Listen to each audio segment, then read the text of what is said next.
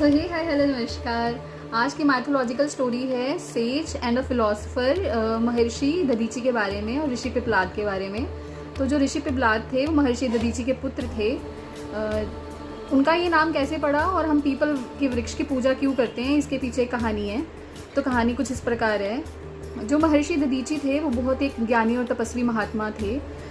एक बार एक वृत्तासुर नाम का राक्षस था जिनसे सभी देवता आतंकित थे। तो उनके वध के लिए उनको एक हड्डियों का वज्र चाहिए था। जो महर्षि दधीची थे उन्होंने देवताओं को इसके आतंक से बचाने के लिए ये प्रण किया कि वो अपनी हड्डियां दान में देंगे। तो महर्षि दधीची ने स्वेच्छा से अपनी हड्डियों का वज्र बनाकर देवताओं को दान कर दिया। तो उस समय जब ये बात उनकी पत्नी को पता चली तो उन्होंने बोला कि मैं भी इनके साथ ही सती हो जाऊंगी। तो उन्होंने ऐसा ही किया। उनका जो 3 वर्ष का बालक था उन्होंने एक पीपल के वृक्ष के नीचे उसको छोड़कर और खुद आत्मदाह कर लिया। तो जो ऋषि पिप्लाद हुए वो एक छोटे बालक के रूप में पीपल के वृक्ष के नीचे ही बड़े हुए। जैसे कैसे पीपल के वृक्ष का फल खाकर वो जीवित रहे।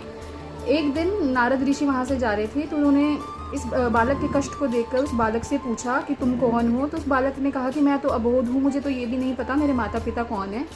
तब उन्होंने अपने अंतर्ज्ञान से देखकर ऋषि पिप्लाद को बताया कि जब उनके पिता की मृत्यु हुई तब उन पर शनि की महादशा चल रही थी।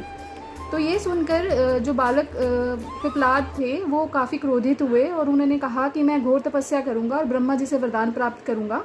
तो उन्होंने घोर तपस्या की और ब्रह्मा जी से वरदान प्राप्त किया।